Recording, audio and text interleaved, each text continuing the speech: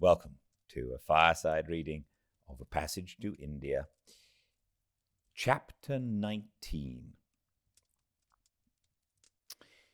Hamidullah was the next stage. He was waiting outside the superintendent's office and sprang up respectfully when he saw Fielding.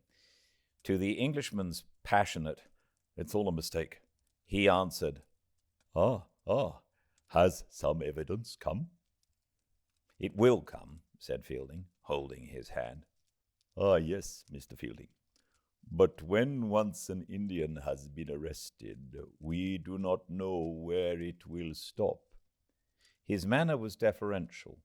"You are very good to greet me in this public fashion. I appreciate it. But, Mr. Fielding, nothing convinces a magistrate except evidence. Did Mr. McBride make any remark when my card came in? Do you think my application annoyed him, will prejudice him against my friend at all? If so, I will gladly retire." "He's not annoyed, and if he was, what does it matter?" It's all very well for you to speak like that, but we have to live in this country. The leading barrister of Chandrapur, with the dignified manner and Cambridge degree, had been rattled. He, too, loved Aziz, and knew he was calumniated. But faith did not rule his heart, and he prated of policy and evidence in a way that saddened the Englishman. Fielding, too, had his anxieties.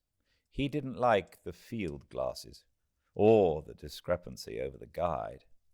But he relegated them to the edge of his mind and forbade them to infect its core. Aziz was innocent, and all action must be based on that. And the people who said he was guilty were wrong, and it was hopeless to try to propitiate them. At the moment when he was throwing in his lot with Indians, he realized the profundity of the gulf that divided him from them. They always do something disappointing. Aziz had tried to run away from the police. Mohammed Latif had not checked the pilfering. And now, Hamidullah. Instead of raging and denouncing, he temporized. Are Indians cowards? No, but they are bad starters and occasionally jib. Fear is everywhere. The British Raj rests on it. The respect and courtesy Fielding himself enjoyed were unconscious acts of propitiation. He told Hamidullah to cheer up. All would end well, and Hamidullah did cheer up and became pugnacious and sensible. McBride's remark, "If you leave the line, you leave a gap in the line," was being illustrated. "First and foremost, the question of bail." Application must be made this afternoon. Fielding wanted to stand surety. Hamidullah thought the Nawab Bahadur should be approached. Why drag in him, though? To drag in everyone was precisely the barrister's aim. He then suggested that the lawyer in charge of the case would be a Hindu. The defense would then make a wider appeal. He mentioned one or two names, men from a distance who would not be intimidated by local conditions, and said he should prefer Amritraro, a Calcutta barrister who had a high reputation professionally and personally, but who was notoriously anti-British. Fielding demurred. This seemed to him going to the other extreme. Aziz must be cleared, but with a minimum of racial hatred. Amritrao was loathed at the club. His retention would be regarded as a political challenge. "Oh no, we must hit with all our strength. When I saw my friend's private papers carried in just now in the arms of a dirty policeman, I said to myself, Amritrao is the man to clear up this." There was a lugubrious pause. The temple bell continued to jangle harshly. The interminable and disastrous day had scarcely reached its afternoon. Continuing their work, the wheels of dominion now propelled a messenger on a horse from the superintendent to the magistrate with an official report of arrest. "Don't complicate. Let the cards play themselves," entreated Fielding, as he watched the man disappear into dust. "We're bound to win. There's nothing else we can do. She will never be able to substantiate the charge." This comforted Hamidullah, who remarked with complete sincerity, "At a crisis, the English are really unequaled." "Goodbye, then, my dear Hamidullah. We must drop the mister now. Give Aziz my love when you see him, and tell him to keep calm, calm, calm. I shall go back to the college now. If you want me, ring me up. If you don't, for I shall be very busy. Goodbye, my dear Fielding. And you actually are on our side against your own people?" "Yes, definitely." He regretted taking sides. To slink through India unlabeled was his aim. Henceforward he would be called anti-British, seditious, terms that bored him and diminished his utility. He foresaw that, besides being a tragedy, there would be a muddle. Already he saw several tiresome little knots, and each time his eye returned to them they were larger. Born in freedom, he was not afraid of muddle, but he recognized its existence. This section of the day concluded in a queer, vague talk with Professor Godbole. The interminable affair of the Russell's viper was again in question. Some weeks before, one of the masters at the college, an unpopular Parsee, had found a Russell's viper nosing round his classroom. Perhaps it had crawled in and of itself, but perhaps it had not, and the staff still continued to interview their principal about it and to take up his time with their theories. The reptile is so poisonous that he did not like to cut them short, and this they knew. Thus, when his mind was bursting with other troubles, and he was debating whether he should compose a letter of appeal to Miss Quested, he was obliged to listen to a speech which lacked both basis and conclusion, and floated through air. At the end of it, Godbole said, "May I now take my leave?" Always an indication that he had not come to his point yet. "Now I take my leave. I must tell you how glad I am to hear that after all you succeeded in reaching the Marabar. I feared my unpunctuality had prevented you, but you went, a far pleasanter method, in Miss Derrick's car. I hope the expedition was a successful one." "The news has not reached you yet, I can see." "Oh, yes." "No, there has been a terrible catastrophe about Aziz." "Oh, yes. That is all round the college." "Well, the expedition where that occurs can scarcely be called a successful one," said Fielding with an amazed stare. "I cannot say. I was not present." He stared again, a most useless operation, for no eye could see what lay at the bottom of the Brahman's mind. And yet he had a mind, and a heart too, and all his friends trusted him, without knowing why. "I am most frightfully cut up," he said. "So I saw at once on entering your office. I must not detain you, but I have a small private difficulty on which I want your help.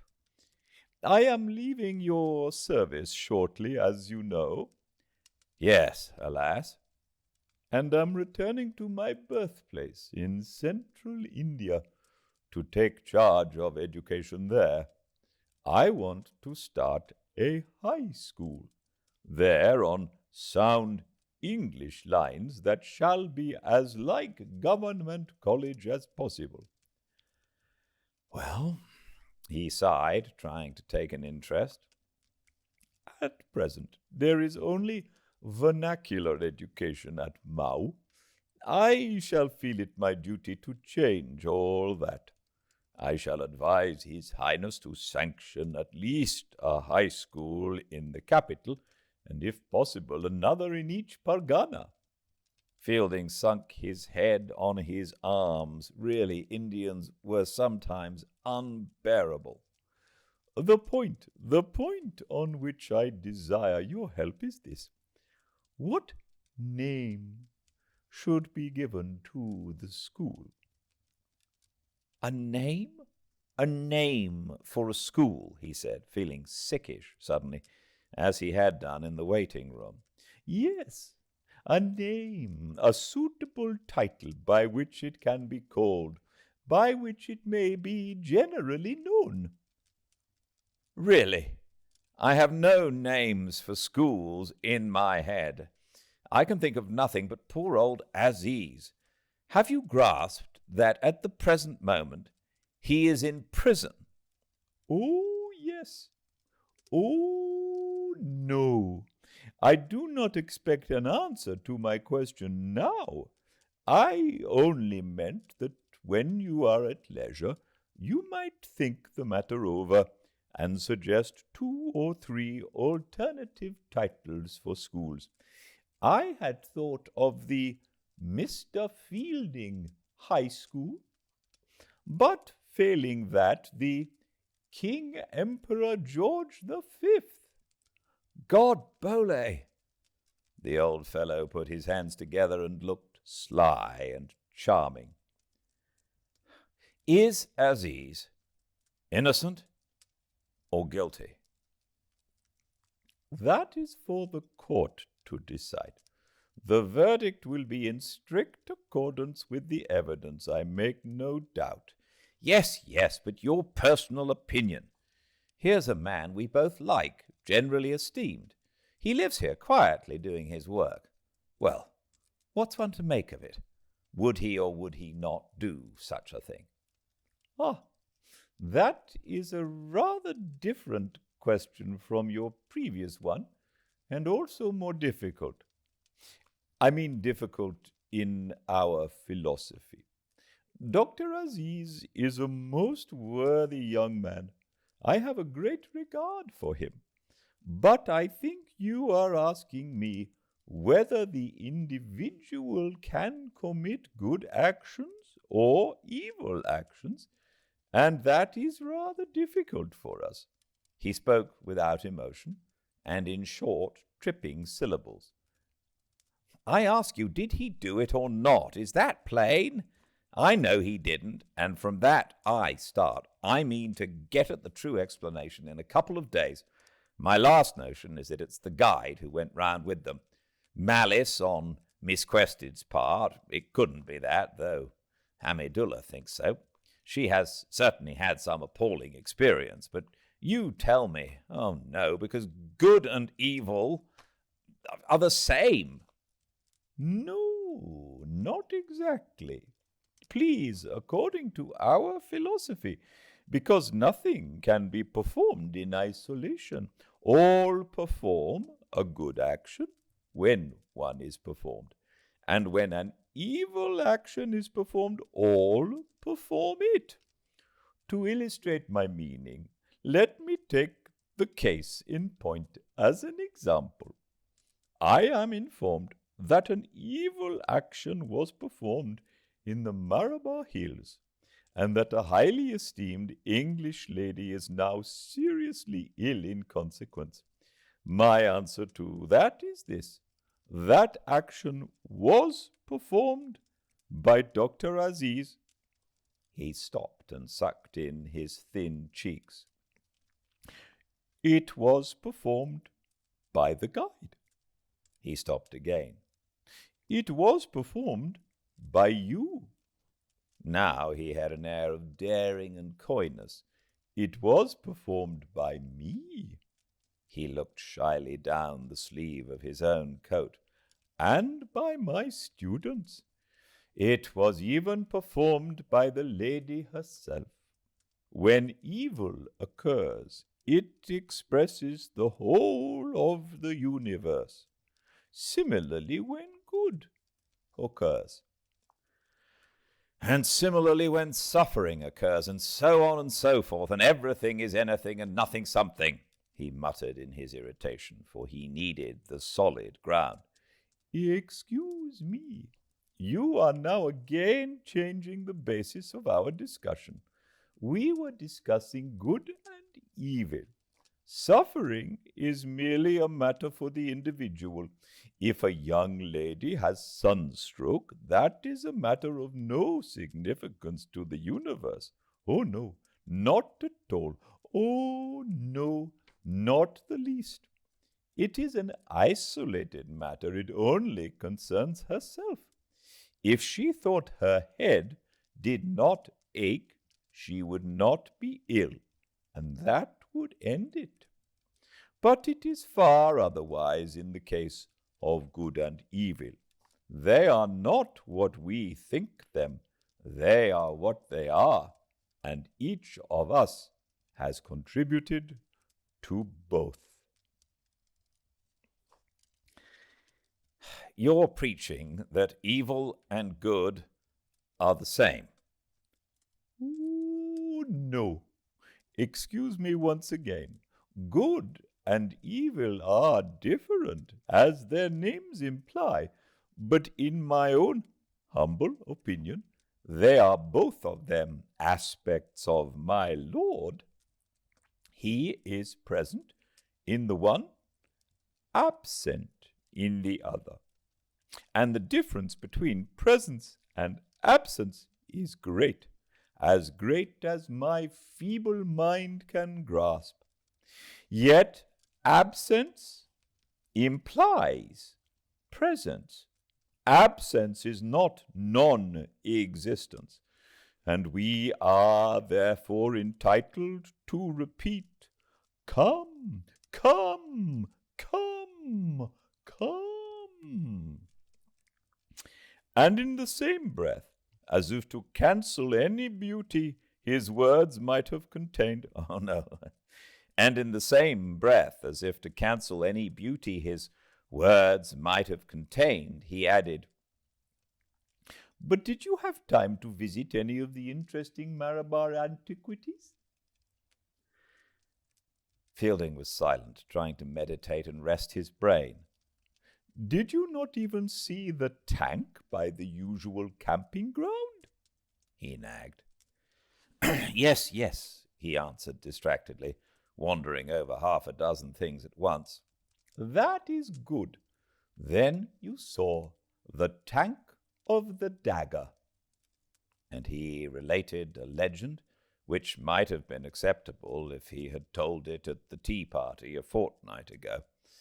It concerned a Hindu Raja who had slain his own sister's son, and the dagger with which he performed the deed remained clamped to his hand until, in the course of years, he came to the Malabar Hills, where he was thirsty and wanted to drink, but saw a thirsty cow and ordered the water to be offered to her first, which, when done, dagger fell from his hand, and to commemorate miracle, he built tank. Professor Godbole's conversations frequently culminated in a cow. Fielding received this one in gloomy silence. In the afternoon he obtained a permit and saw Aziz, but found him unapproachable through misery. "You deserted me," was the only coherent remark. He went away to write his letter to Miss Quested. Even if it reached her, it would do no good, and probably the McBrides would withhold it. Miss Quested did pull him up short. She was such a dry, sensible girl, and quite without malice. The last person in Chandrapur wrongfully to accuse an Indian?